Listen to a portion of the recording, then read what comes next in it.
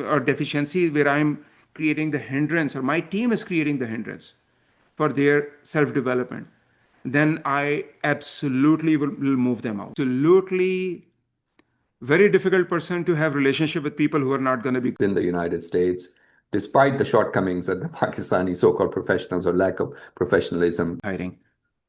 So, I mean, whenever so anybody who I work with, I'm involved in the hiring process for that person. Me, as the leader of the business, to make sure that if a room, my office room has 9 people, then I don't give them bad 2 people. Hello, welcome to The Boss. This is Amer Qureshi. Thank you for joining me. I'm coming to you this week from Australia, in fact, Canberra in Australia. And our guest, in fact, is Ahmad A. Siddiqui, a serial entrepreneur who's currently working in the United States, and he's built many, many successful enterprises today. Pretty good.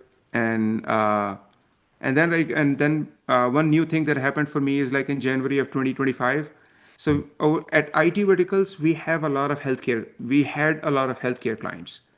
So in 2024, we started picking up all the healthcare clients and moved them under the new brand name called Medi Verticals. Which is And another Medi one. Verticals, we created a brand new company called Medi Verticals, and that company is actually a lot of my focus right now. And what we are doing there is we are helping small clinics and practices compete with the larger clinics in terms of marketing, in terms of operational efficiency, in terms of skill set. We are able to employ, so for example, there is a clinic here in Dallas, we do all of their HR, we do their recruitment. There is another multi-location clinic, we do their recruitment. So HR is something that we are growing. We are able to bring in all the practices that we developed for our own practice, our own businesses, and we just package that and started using it for our clients. And we have a very good system in place. We are able to help a lot of clinics. We should be able to help a lot of clinics. So, as you look at your business today, you're involved in many different companies, different types of businesses, etc. How do you split your time between all of these things? And how do you stay focused? Like, what's your overall vision for what you're trying to do? So how I stay focused? So everything goes back to the same skill set that I spoke about that we developed when we are at university, which is we are working, we are giving an exam in the morning and Yeah. quiz in the afternoon and assignment submission in the night, right? Yes, yes, yes. So that nature comes into play here. So it is always there. Like, so as a service provider, we have multiple clients. One client is migrating their EMR. The second client is launching we are doing go to market for another client. And third, fourth, fifth client, we are doing just the business as usual for them. So that compartmentalization allows us to keep the scope. We block the time, we lock in ourselves into that zone, and then we move on to the next topic. So Excellent. for every Saturday and Sunday, I mean, I would say like normal people take off on Saturday and Sunday. For me, Saturday and Sundays is all about planning. That how I'm going to spend Monday to Friday.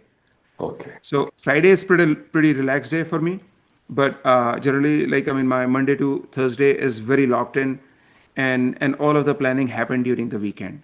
So Okay. Saturday, Sunday, the planning is put together, Hmm.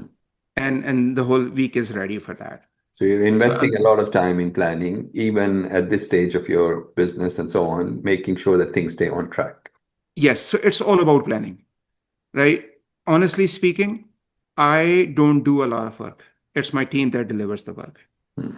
So, I mean, my job is to be there, and if they are stuck, to get them out of the blockage and get them going. That's my job. If I see them deviating from the plan, that's when I jump in and put them back on the plan. Otherwise, it's all about the team, it's all about the people we put together. And once you have the plan, and again, my back office is sitting in Karachi. Mhm. And if you look at our culture, we are not very, I use the word professional. A lot of people have trouble with that. We are not professional people. We are Mm. very casual people, Mm. right? So our wedding time is on average somewhat 9 o'clock, right? Let's have Yes. a meeting after Isha. Have a Yes. meeting after Zohar, right? So we are very casual. We are not locked in kind of people as a culture.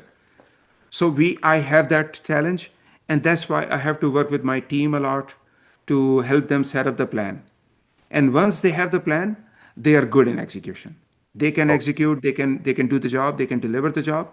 So for me, I mean, to answer your question, that was all the backstory for it, right? So to answer your question, so how I maintain the focus is by just moving, time slicing is the key, mhm. locking in yourself within topic for that period of time, and then continue and then work with that. Excellent. One of the things that you said in, I think, a recent post you had on LinkedIn saying there is no point searching for the perfect team. I think Yeah. something along those lines, and how to make the team still work because you're never going to find, the absolute perfect team. So, what can you say about building the team, then keeping them motivated, and then once, of course, they're motivated and trained and all of that, keeping them with you so that they can help you build the business? So one thing that you have to learn, and I'm very happy that I learned that very early, that people will come and leave, Mm. right? So I have had people who were a lot smarter than me, and I knew that in the first interview that this guy is smarter than me, Mhm. right? And my goal at that point was, of course, I'm not going to tell them in the first interview that you are smarter than me, right? So Yes. my goal at that point was to hire them, Yep. right? And at times, I have had employees where I told them that you are done with me. I am going to find you a next job, and I know where you should work next, who you work with, Okay. right? So I have done that also.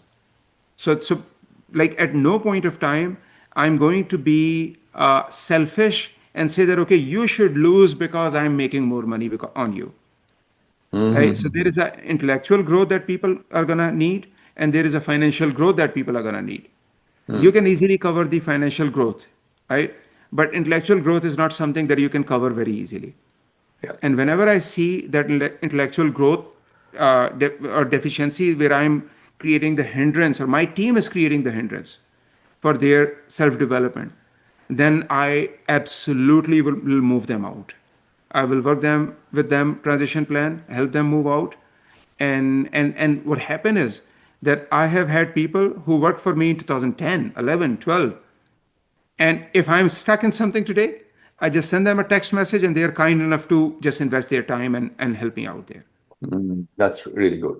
So Right? interesting what you said that sometimes, there comes a time in every employee's sort of career that either they're sort of encouraged or pushed to leave, and because that is Yes. in their best interest. Yes. Because relationship is very, very important. Right? I am absolutely very difficult person to have relationship with people who are not going to be good. Mm. Right? Yeah. You're going to absolutely hate me. I'm going to be your nightmare. Right? Okay. So it's just like it's not in me, and I know it's a deficiency in me that it's going to be visible in everything that I'll do with you, that I don't want to be here. Right? One of the things that you were mentioning in reference to Pakistan and how your team, your back office is in Pakistan, you did use the word maybe Pakistani people are not as professional. And this is a common thing. I've also spent a lot of time working in and out of Pakistan. And yes, whether it's simple things like timeliness or, meeting deadlines and everything, that's an issue. How have you still managed to build a successful business operating within the United States? Despite the shortcomings that the Pakistani so-called professionals or lack of professionalism presents. How have you managed that? So it's a matter of training. Number one, you have to spend a lot of time in hiring. Hmm, So I mean, whenever so anybody who I work with, I'm involved in the hiring process for that person. I So see. my team does so HR does the screening, my tech leads or team leads do their first interviews. And if I'm supposed to touch them, I'm going to be talking to them. And as part of that meeting, my whole idea is to understand what is their impact. Mhm. So if I'm speaking with somebody, if I'm speaking as simple as content writer, my question is always like, okay, where is your success? Like what piece of content that you created you consider is a successful content? And that explanation tells about the person. I see. So are they associating their success by doing the job versus doing the job on time versus doing the job that creates result versus doing the job that create leads or whatever is the goal for that piece of content? Because at the end of the day, like a business is creating content not as a charity. Business is creating content to gain one of the advantage, and at the end, that should help towards the lead generation, Yes, yes, yes. I think it's right? very So important. finding the people. Yeah, yeah. Please go ahead. Sorry to interrupt you. I think the key point that I just want to emphasize is that you want to be involved in the recruitment process because anyone that you employ for your business and you're going to be interacting with, you want to have some say on who that is. Yes, and some say, and then it's a responsibility of me as the leader of the business to make sure that if a room, my office room has 9 people, Hmm. then I don't give them bad 2 people or Right. even 1 people, Yeah. right? So it's my job also. Because one thing is universal that we all, doesn't matter we are good at our profession or not, when we get up in the morning, we want to do well. Mm. And that unites us all.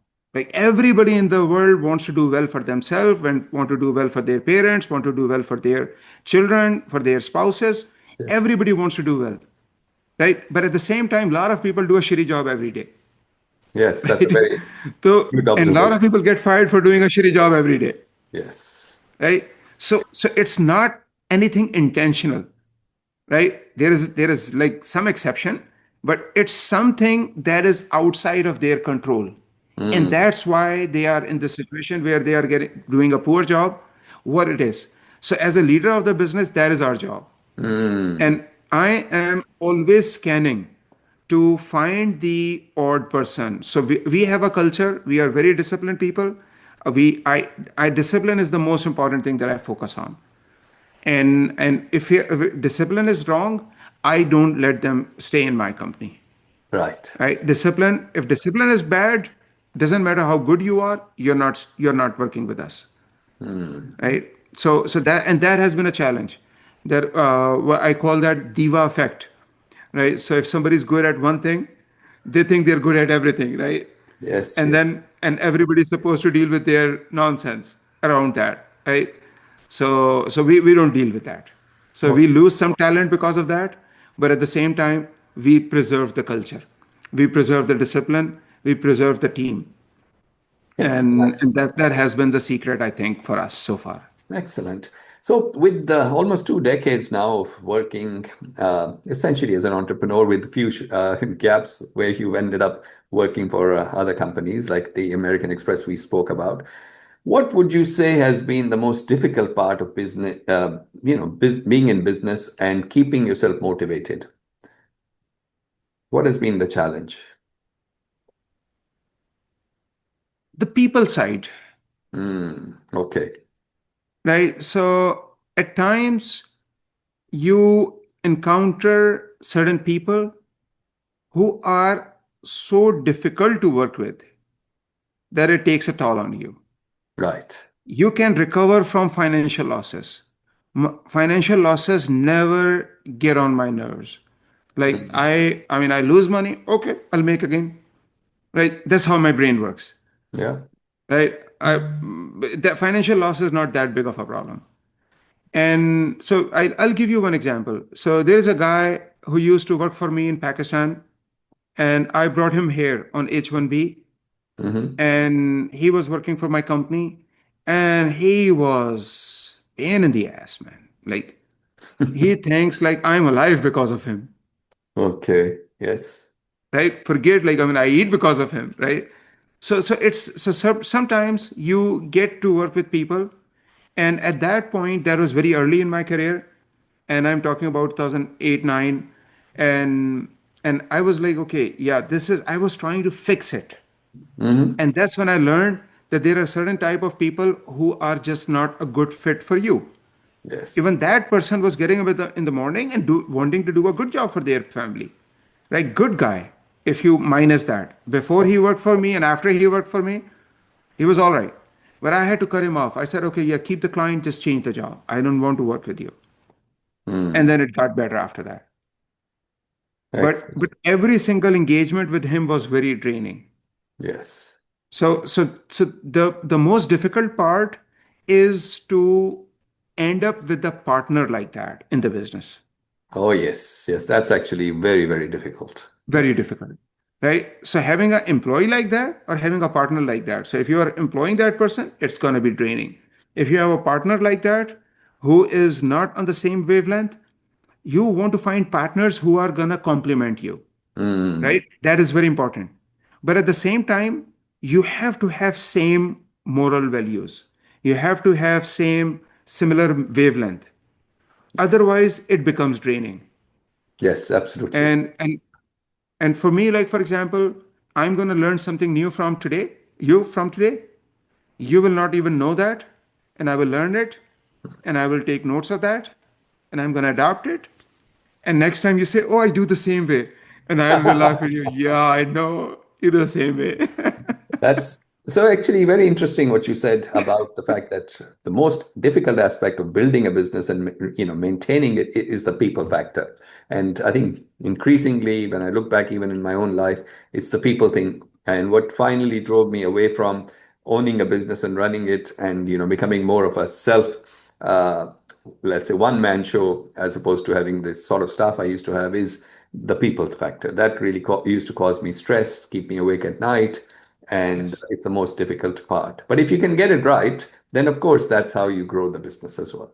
That's how you grow. That's the only way to grow business. Yeah. I don't know any other way. I mean, it's a brand new thing that you can create, have agents, right? AI everywhere. So this is the first time I'm very excited about that. But at the same time, I mean, for example, I have a software engineer, very talented, very skilled. And on my Friday night meeting with him, I told him that your next chapter of next chapter of your growth is not going to come from writing code about React JS code. Yes, It's yes. going to come from understanding the gap that your solution and requirements have, Yeah.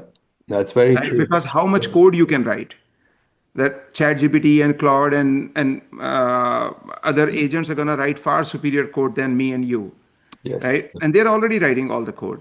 So understanding that gap and then using the right technology to bridge that gap, that's where your next growth is going to come from.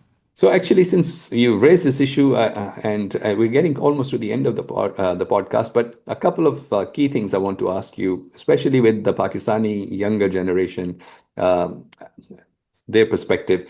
A lot of discussion about AI, and you've just given examples of how AI is going to change the programming part of the business. Where do you think this is going to go, and how do you think? I know it's $1 million or $1 billion question, and how do you think the Pakistani younger generation can adapt? Because they're still being taught things in the old-fashioned way. Maybe those faculty members teaching the stuff are not really up to date, as current as say you might be. So how can they adapt and learn and be ready for the changes that are coming? So one thing that I would mention here, that there is a common misunderstanding that in America, faculty is very advanced. They're not? They're not. Interesting. Okay. Okay. So faculty is exactly where our faculty is. Okay. So for example, my daughter is at UT, Hmm. and UT is a ranked school. Like it's a top 10 college for electrical and computer engineering. She's part of that. She topped in Plano. She's a very certified student, I will call that for now, Good. right? Yeah. A good student, right? Top notch. And their academic courses are very old school. I see. So there is no push in from the faculty, there is no push from the institution to adapt to the current standard. So faculty is always going to be like that. And the main reason is that their lack of awareness in what's going on in the technology world. The Yeah. solutioning is always going to be far ahead. On the same token, if you think about, if I give you example of America, then a startup is gonna every year at least 20% of top 100 companies are moved out of top 100, Mm. and a startup takes their place, Yeah. which was started in less than 5 years Before from that. the taking Yeah. their place, Yeah. right? And they are typically replacing a company which is 20 or plus year old, Yes. right? And what's happening is just like academics, these large corporations, they become government, almost like government, Yes. right? Their technology movement is not going to be fast. And that's where the startup comes in, grows fast. And then, like, I mean, there is a company sitting there for 50 years with a revenue of $1 billion, and then a startup comes in, and in 3 years they have revenues like $8 billion, Yes, yes, exactly right? what's happening. And they come in and they replace the company from the top 100 or whatever matrix we are using. So the to answer your question more specifically is the students have to adapt to it. Mm, The individuals are gonna pick it up. Unfortunately, again, the culture that we live in, our culture is not supportive towards the learning environment, mm, yes. right? So one thing that we need, like, I mean, if I can send anybody a message in Pakistan is when you build your house, when you have a corner, if not the room, in your house as office. Mm-hmm. There has to be an office in home. Every home. You have a full-time job, you go to office, you come back. When you come back, you don't sit in the couch or you don't sit in the bedroom or you don't sit this place and that place. You sit in your corner that is called office and you spend time there. Mm, And that's where you build yourself. So yes, every office, like if you have a bedroom, work with the carpenter, create a bed that's going to roll up, and then the room turns into office after that. So yeah. whatever it is, like every house needs to have office. If you have kids and you want your kids to be successful, build an office in the home so That's that great. your kids can use it, right? So again, so coming back to it, so everybody, each of us, including me today, right? We have to spend our own time into learning what is coming in and becoming part of our for those groups that are outside of our job. It Yeah. is not the job of the job to teach you how to do the job next year. I think that's a very important point for the younger generation and even actually the people in, Yeah. let's say, later stages of their career. They need to continuously evolve, learn new things, and ensure that they stay up to date because nobody Yeah, else they knows. need an office. And what happens is once you have the infrastructure, which is the office, and you sit on the office, don't watch Instagram on when you sit in that chair. Yeah. Don't watch Facebook when you sit on that chair. That Yes. sitting on that chair is equal to focus. Again, compartmentalization comes in. That I Yes. sit on my chair, then I'm not gonna do the personal thing there. Yes, and I Right? think one of the things you said earlier on about your own success and also in terms of the values of your company is about discipline. So, Yes. I've spoken to many people who say, well, we don't have enough time, but really, as I would always like to say, time is all we have. We have 24 hours a day. All of us have the same amount of time. How we use it, how we allocate it, and like you've said, compartmentalize it is what My matters. wife, she is an NED grad also. Okay. And she was talking to me. I said, okay, I haven't done that. I was like, why? You don't have time for that. I said, I have time. I have so much time. I just never prioritize that. Yes, I think that's a fundamental thing, right? Yes. Because you have to prioritize as a professional, your own development, growth, Yes. and everything has to be a part of it. But it's been a wonderful conversation, and thank you so much for sharing some of your Absolutely. experiences, your ideas, and I've learned a lot during this conversation. But I think one thing that will stay with me for a while is that it didn't come easy for you. It wasn't like, how people imagine life would be. You go from Pakistan to America, and next thing, everything is just smooth sailing, and you become a multimillionaire and so on. And I hope you've become very successful. But the challenges and the difficulties that you had, I think that, and how you've gotten over them, that's quite remarkable to hear. Absolutely. And I actually was at a wedding right before this podcast, Hmm. and there were plenty of very, very successful people around me. Yes, Very successful people. And if you listen to their stories, then they have seen way more difficult time than I have imagined. right. Forget the experience. Yep. And they have built the businesses, they have built the charities, they have built everything you can imagine. I mean, I salute them, I respect them.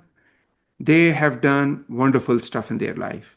Yeah. And they are impacting hundreds of people. I mean, there is a group of doctors here in Dallas. They are building a hospital in Landi, Wow. and it's Hassan Khan Memorial Hospital. And I was part of their fundraiser also. And you look at the hospital that they're building, okay, it's going to be wonderful. It's going to impact so many people. It's going to impact so many lives. And that's the key. You can impact more people when you are successful. Yes. So Excellent. stop thinking charity when you are nothing, right? be successful, then give charity. That's wonderful. Thank you very much, Ahmed, for your time. And it's been an absolute pleasure talking to you. And Absolutely. Same take here. care. Thank All the you. best. Hafiz. Khuda Hafiz.